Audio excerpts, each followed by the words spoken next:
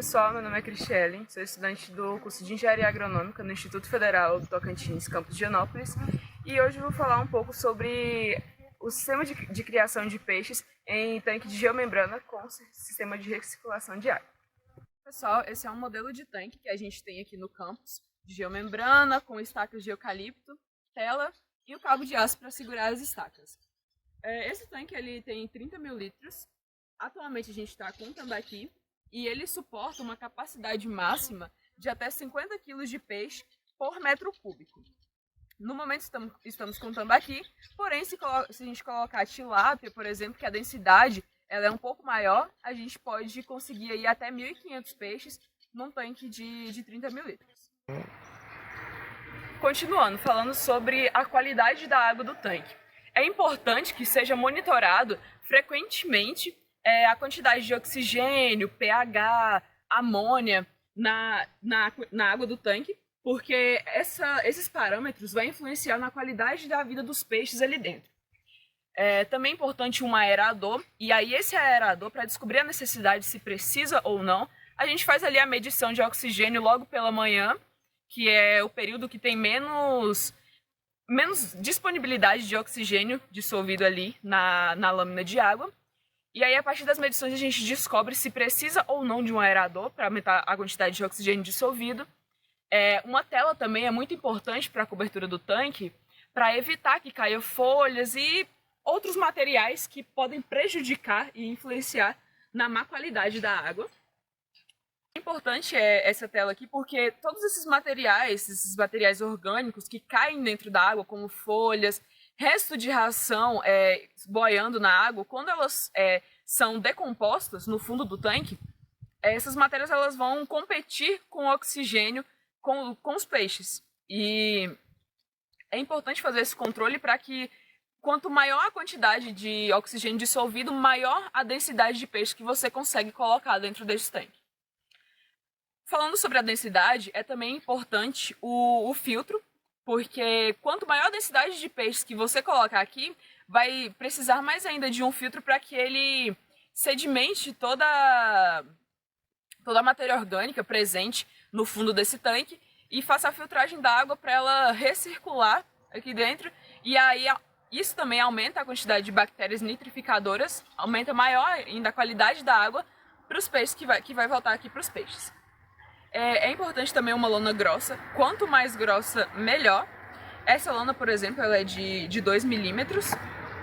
Quanto mais grossa você conseguir colocar, melhor vai ser a qualidade do teu tanque.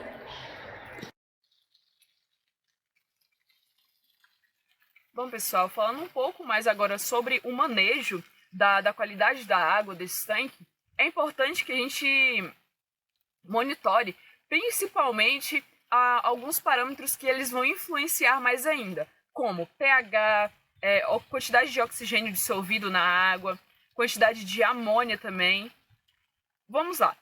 A quantidade de oxigênio é importante a gente medir, né, para que não fiquem menos que 4 miligramas por litro, porque se diminuir, né, vai afetar ali na qualidade dos peixes, causando até a morte deles. E se a gente medir ali de manhã e ver que está menos que 4 miligramas, é a importância de colocar um aerador para fazer a aeração dessa água e aumentar a quantidade de oxigênio dissolvido.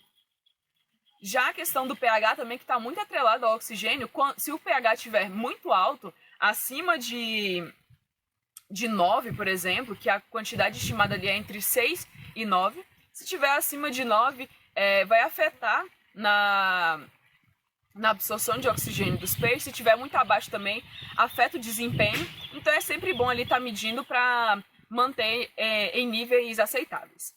E a amônia é uma questão que a gente atrela muito às bactérias nitrificadoras, porque os peixes excretam a amônia e essa amônia ela é tóxica para eles. Então aí entra as bactérias nitrificadoras para fazer a conversão dessa amônia em nitrato e posteriormente em nitrito, que é assimilável para os peixes e assimilável também para as plantas quando a gente usa essa água para fazer a irrigação delas.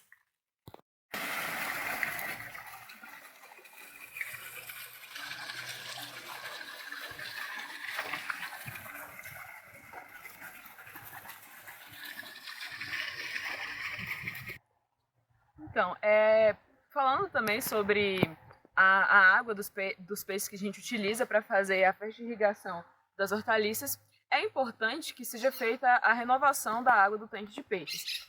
E a água retirada para fazer essa renovação, a gente utiliza, reaproveita ela para fazer a fertirrigação das hortaliças. Até porque é uma água muito rica em nutrientes e também tem o fator que auxilia no aumento dessa qualidade da água, que é que essa água ela fica até o final do ciclo dos peixes. Então tem uma quantidade maior ali de nutrientes que vão ser assimilados pelas plantas. No caso, vamos mostrar aqui o filtro que a gente utiliza. A gente utiliza esse filtro para impedir que a água, quando sai do tanque, ela venha com sedimentos muito grossos e entupa os aspersores, que fazem a irrigação por gotejamento daquelas hortaliças.